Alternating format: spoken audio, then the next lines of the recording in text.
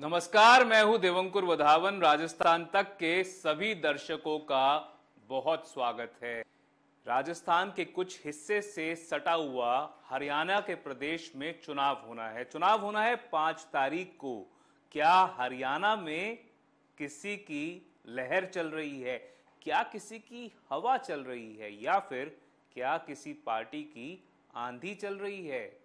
खैर, ये अभी मैं नहीं कह रहा, पर वहां पर सचिन पायलट द्वारा की गई सभाओं में भीड़ खूब उमड़ रही है और लोग जो वहां पर आ रहे हैं वो सचिन पायलट को देखना चाहते हैं, उनको सुनना चाहते हैं।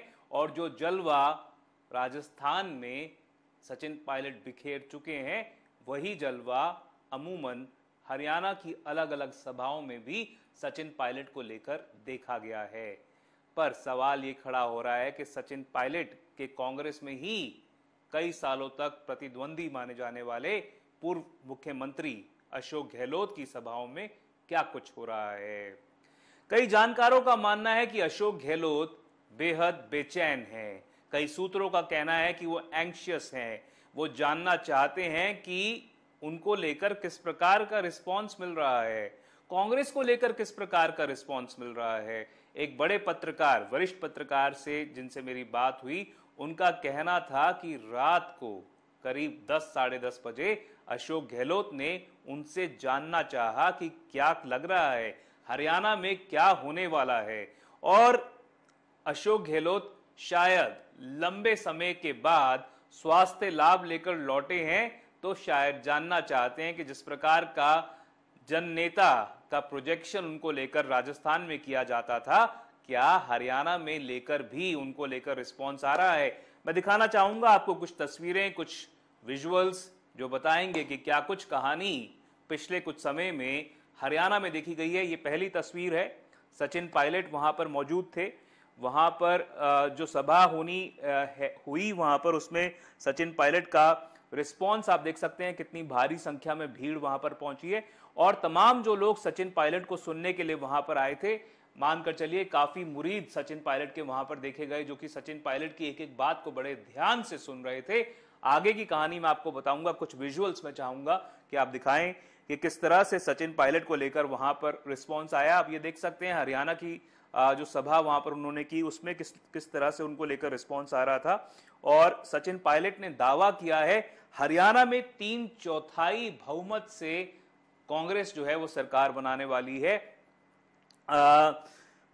ये भी उन्होंने कहा कि बीजेपी पर उन्होंने खूब हमले किए। उन्होंने कहा कि 400 पार का नारा लगाते थे और जनता ने उनकी नकारात्मक सोच और घमंड का जवाब देते हुए लोकसभा चुनावों में बहुमत भी पार करने नहीं दिया। ये सचिन पायलट का वक्तव्य आया हरियाणा के चुनाव के दौरान 30 सितंबर और 1 अक्टूबर यानी कि आज की तारीख। ये आप सुनिए सचिन पायलट ने क्या कहा। बताना चाहता हूं कि पूरे हरियाणा में हर वर्ग ने, गांव शहर, हर व्यक्ति ने मन बना लिया है कि 10 साल की सरकार को हमसे बदलना है। जो हवा चल रही है वो कांग्रेस के पक्ष में चल रही है। जो राज बनेगा वो कांग्रेस का राज बनेगा। और कांग्रेस पार्टी ने भी बहुत सोच समझकर जो वादे आप लोगों के बीच में किए हैं उनको पूरा कर दिखाएंगे। जनता ने मौका दिया बीजेपी को हरियाणा में और 10 साल का मौका दिया दिल्ली में। दोनों सरकारों ने मिलकर अगर हरियाणा के लोगों के लिए, यहाँ के शिक्षित बेरोजगारों के लिए, महिलाओं बहन बेटियों के लिए कुछ ऐसा काम किया होता जिस पर हम सबको फख्र होता, तो हमने 2 बार सोचते वोट मांगने के लिए।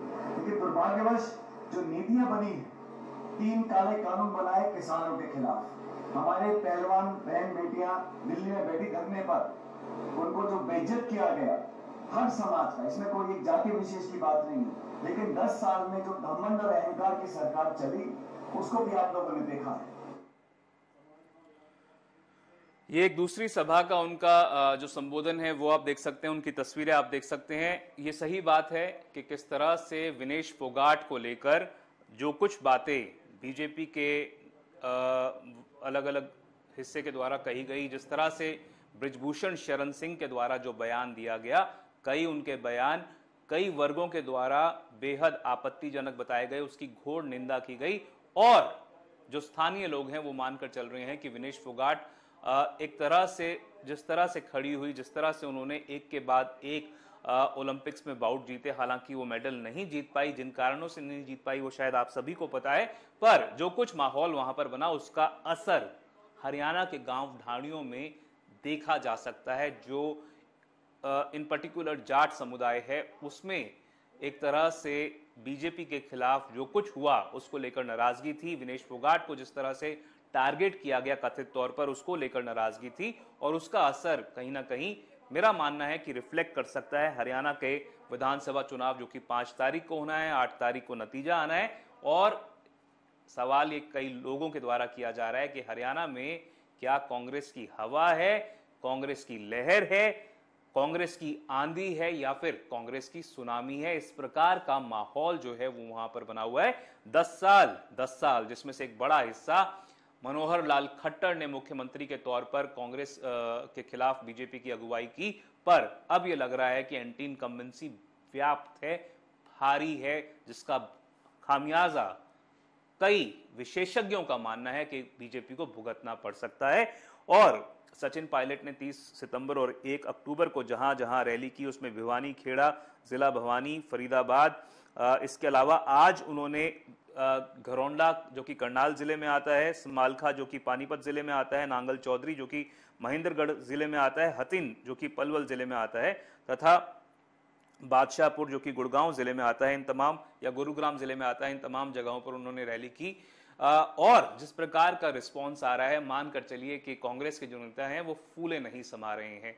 मैं खुद कल हरियाणा में मौजूद था, पानीपत जिले में मैं मौजूद था। कई लोगों से मैंने बात की, कई ऐसे लोग जो कि पारंपरिक तौर पर भाजपा के कट्टर समर्थक माने जाते थे, और उनमें से कईयों ने मुझे कहा कि देखिए 2 टर्म्स में भाजपा ने राज कर लिया है, और एक एंटी इनकम्बेंसी जो है उन्होंने भी माना कि जमीनी स्तर पर काफी व्याप्त है। हालांकि कई लोग जो हैं उसको मनोहर लाल खट्टर के माथे ठीकरा उसका फोड़ना चाह रहे थे, पर यह बात साफ है कि इस प्रकार जो माहौल बना हुआ है वहां पर वो दिखाता है कि बीजेपी जो है वो कोई बहुत अच्छी स्थिति में हरियाणा में नहीं है। पर और ये एक बड़ा सवाल है, आपने देखा कि अब ये आप देख सकते हैं तस्वीर अशोक गहलोत का जो ट्वीट है उसको आप देख सकते हैं। अगर इसको पॉज कर दें आप, ये 30 सितंबर यानी कि कल का ट्वीट है। इसमें उन्होंने महेंद्रगढ़ हरियाणा में कांग्रेस के प्रत्याशी रावदान सिंह के समर्थन में जो जनसभा की उसका उन्होंने उल्लेख किया है। उन्होंने इसमें ये मेंशन किया है कि रावदान सिंह के खिलाफ भाजपा सरकार ने तमाम सरकारी एजेंसियों का दुरुपयोग किया है, परंतु क्षेत्र की जनता पूरी तरह उनके साथ है और उन्हें भारी बहुमत से विजय बनाएगी। आप तस्वीरें देख सकते हैं।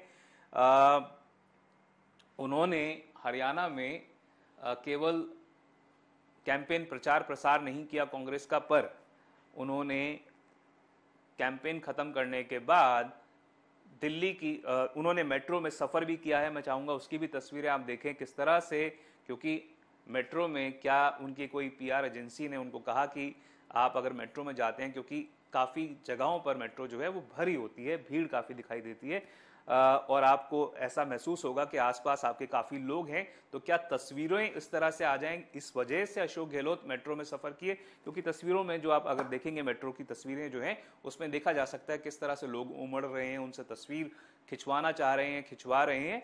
और ये आप देख सकते हैं, ये मेट्रो की तस्वीर है, इसको इन्होंने ट्वीट भी किया है। इसमें आप देख सकते हैं कि तमाम जो लोग हैं, क्योंकि जो मेट्रो होती है उसमें इतनी ज़्यादा डेंसिटी होती है, फुटफॉल इतना ज़्यादा होता है कि अगर आप कुछ लोगों के साथ फ़ोटो खिंचवाएंगे तो ऐसा लगेगा कि एक छोटे से स्पेस में लोग जो हैं वो काफ़ी हैं।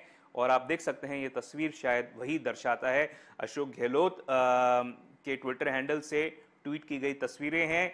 इन तस्वीरों में ऐसा लग रहा है कि लोग काफ़ी हैं जो उनके आसपास हैं, पर कुछ लोग ऐसे भी हैं जो कि शायद अपने अपने काम में लगे हुए हैं, नहीं खिंचवाना चाह रहे तस्वीर, पर अशोक गहलोत शायद वहां पर फोर्थ कमिंग थे, काफ़ी तस्वीरें खिंचवाने में उनको कोई दिक्कत नहीं थी। और ये तमाम जो माहौल जो है वो हरियाणा में बना हुआ है, पर और ये बड़ा सवाल है कि क्या हरियाणा में राजस्थान जैसी परिस्थिति होने वाली है। मैं इसलिए कह रहा हूं क्योंकि 2023 का जो राजस्थान का विधानसभा चुनाव हुआ था उससे पिछला 2018 का यानी कि जो विधानसभा चुनाव हुआ था उसको आप शायद याद करें अगर, तो आप समझ जाएंगे कि क्या कुछ उस समय हुआ था। उस समय भी अशोक गहलोत की सभाओं में सचिन पायलट की सभाओं के मुकाबले कमतर भीड़ देखी जा सकती थी। उस समय भी सचिन पायलट को अपार जन समर्थन राजस्थान के अलग अलग जगहों पर मिल रहा था, पर जब नतीजा आया तो एक तरह से फूट भी सामने आ गई। दोनों सचिन पायलट, अशोक गहलोत, ये साफ था कि मुख्यमंत्री पद पे काबिज होना चाहते थे।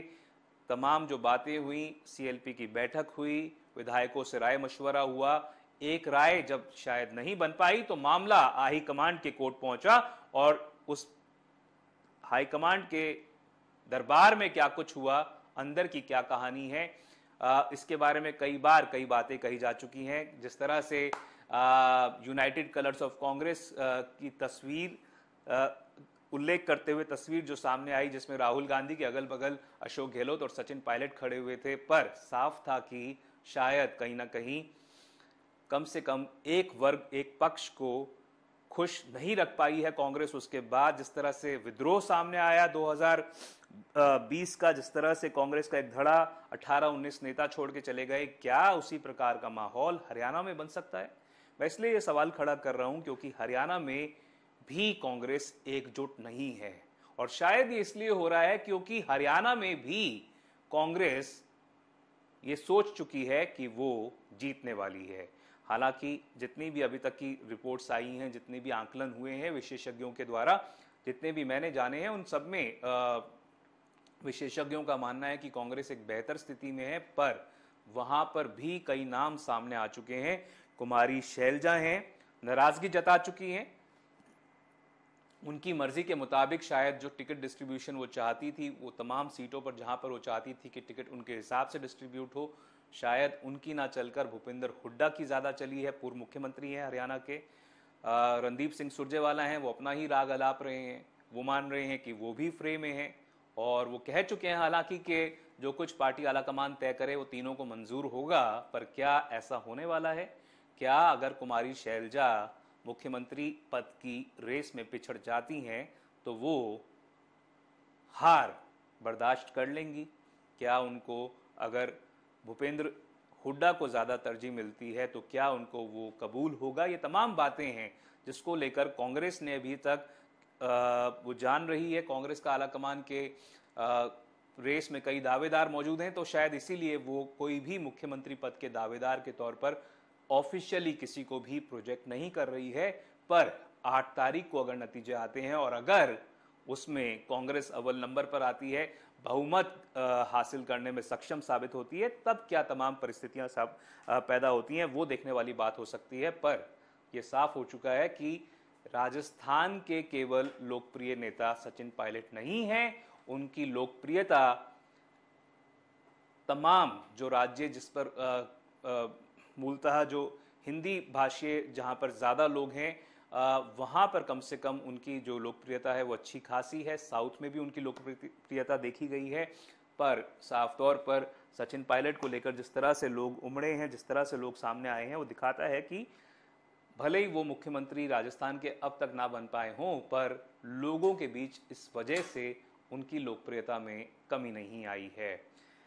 बुलेटिन खत्म करने से पहले गोविंद सिंह डोटासरा का जन्मदिन है, उनको जन्मदिन की बहुत बहुत बधाई। अशोक गहलोत ने गोविंद सिंह डोटासरा को बधाई दी है। इसमें लिखा है, राजस्थान प्रदेश कांग्रेस कमेटी के ऊर्जावान अध्यक्ष, महात्मा गांधी अंग्रेजी मीडियम स्कूल जैसा उत्कृष्ट नवाचार करने वाले पूर्व शिक्षा मंत्री एवं लक्ष्मणगढ़ से लगातार चौथी बार विधायक श्री गोविंद सिंह डोटासरा को जन्मदिन पर हार्दिक बधाई एवं शुभकामनाएं। मैं ईश्वर से आपके अच्छे स्वास्थ्य एवं दीर्घायु होने की कामना करता हूं। कई लोगों का, कांग्रेसियों का मानना है कि गोविंद सिंह डोटासरा जो हैं वो भविष्य के नेता हैं, भविष्य की गर्भ में क्या है वो भविष्य बता सकता है। पर अगर सचिन पायलट और अशोक गहलोत में से, दोनों में से 2028 में कोई मुख्यमंत्री नहीं बनता और कांग्रेस का अगर बहुमत आता है, तो मानकर चलिए गोविंद सिंह डोटासरा रेस में काफी आगे हो सकते हैं। फिलहाल के लिए राजस्थान तक के सभी दर्शकों का बहुत धन्यवाद। मैं देवंकुर वधावन, जयपुर से राजस्थान तक के लिए।